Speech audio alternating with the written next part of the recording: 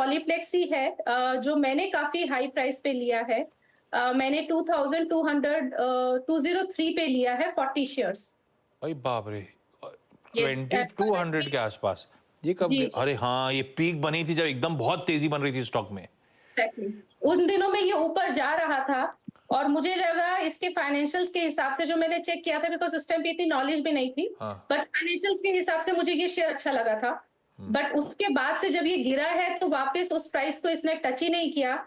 मैंने इसको 2 बार एवरेज भी किया एंड एवरेज करने के बाद ये मेरा 40 का क्वांटिटी आया है। But still there is a very very big gap between 2203 and 799, जो इसका आज का प्राइस है। यार 5 साल का चार्ट दिखाओ डॉक्टर साहब, है क्या अपने पास? कैसे जी पहाड़ जाना था और वैसे ही एक तरफ का पहाड़ का वैसे ही स्लोप बनता चले जा रहा है। 5 का आ रहा है स्क्रीन पे आप लोग के, तब वो मैम का मूड भी कैप्चर हो जाएगा जब पीक्स पे इन्होंने ले लिया था। और ये देखिए कैसे करेक्ट होते ही चले जा रहा है पॉलीप्लेक्स। अच्छा, इसमें कहीं ऐसी जगह नहीं थी जिसमें आप इसे इसीलिए एवरेज करा कि बहुत गिर रहा था तो और भर लिया। बेसिकली अपनी गलती पे और अपन ने और ऐड कर दिया है ना। कहीं जी, थमने का, कहीं फंडामेंटल में कोई बदलाव, कोई स्टॉक थमे, ऐसा कोई इंडिकेशन नहीं था।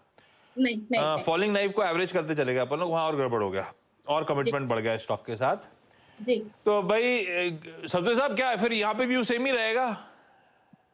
आशीष जी, मुझे मुझे पॉलीप्लेक्स तो व्यू तो देखिए सेम ही है, लेकिन मुझे एक किस्सा याद आ रहा है, अगर आपके पास 2 मिनट है तो मैं शेयर कर लूं। एंटरटेनिंग किस्से हो, काम आ जाए तो और क्या चाहिए, सारा आशीष जी, टाइम आपका। देखिए मेरा एक दोस्त था, वो अभी स्क्रिप्ट का मैं नाम पर्टिकुलरली नहीं लूंगा, वो अच्छा नहीं दिखेगा, लेकिन वो स्क्रिप्ट ऐसी थी कि 450 पे उसने मुझे कन्विक्शन के साथ बोला कि राजेश देख, इसमें बहुत बड़ी न्यूज आने वाली है तो तू इस पे ध्यान रख। बोला ठीक है। वैसे भी मैं ट्रेडिंग करता नहीं हूँ और टेक्निकल पे तो मुझे उतना वो कन्विक्शन नहीं दे रहा था, तो मैंने उसको बोला देख भाई, मुझे तो इतना अच्छा नहीं लग रहा है, लेकिन उसने बोला नहीं नहीं, मुझे बहुत अच्छा लग रहा है, तू देख ले।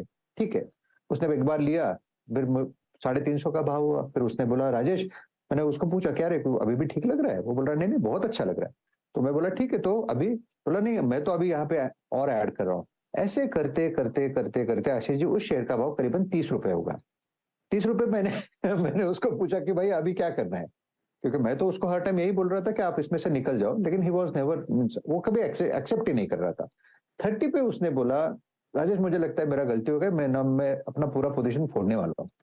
मैंने बोला अभी मैं बाय करूंगा। लिया नहीं था, लेकिन मैं जस्ट उसको बोल रहा था, जस्ट फॉर फन। लेकिन आशीष जी बिलीव मी, उसने जब 30-50 के बीच में उसने पोजीशन स्क्वायर किया, वहां से वो चला, बहुत ज्यादा नहीं, लेकिन 30 रुपए वाला 150 रुपए हुआ। दैट इज द पॉइंट कि एवरेजिंग कभी नहीं करना है, हमें सिंपल स्टॉप लॉस रखना है। अगर हमारे फेवर में आता है तो दैट्स फाइन, नहीं आता है तो वो भी ठीक है। कहीं ना कहीं प्रॉफिट होगा, कहीं ना कहीं लॉस होगा। लॉस लेने की ताकत होनी चाहिए, लॉस लेने की एक मेंटेलिटी, साइकी भी होनी चाहिए। अगर वो नहीं होती तो फिर ऐसे फंस जाते हैं। हाँ, ऐसे ब्लाइंडली एवरेज करके हम अपनी गलती को और बढ़ा एक्सेप्ट रहे कर हैं। लो। हमारे एवरेज करने से वो गलती सुधर तो जाएगी है नहीं। इस केस में कहीं भी इंडिकेशन नहीं थे कि संभलेगा। खैर अब हो गया। तो राजेश सर, अभी मैम भी होल्ड करेंगी, अपन 900 950 के भाव का इंतजार करेंगे स्टॉप लॉस के साथ। ये एंटीसिपेशन है आशीष जी, देखिए वही चीज है कि ये हम लोग एक्सपेक्ट कर रहे हैं, क्योंकि काउंटर ओवरसोल्ड है, कि कहीं ना कहीं बॉटम लगेगा और एक बार के लिए पुल बैक होगा। देखिए, जो to be very precise Ashish ji, मैं यहाँ पे लेवल नहीं है कहूंगा 760। यस, देखिए इसी का तो बात किया था, 760 के नीचे आपका स्टॉप लॉस होना चाहिए। अगर इस बार 760 का लेवल टूटता है तो 100 रुपए और घटेगा। तो जस्ट बी कॉशियस, अगर ये इस लेवल से संभलता है बाजार के साथ तो ये भी चलेगा, 900 950 के आसपास एग्जिट कर लीजिए। बहुत लॉस होगा मम्मी मैम, लेकिन फिर भी 760 का याद से स्टॉप लॉस लगाए मैम प्लीज।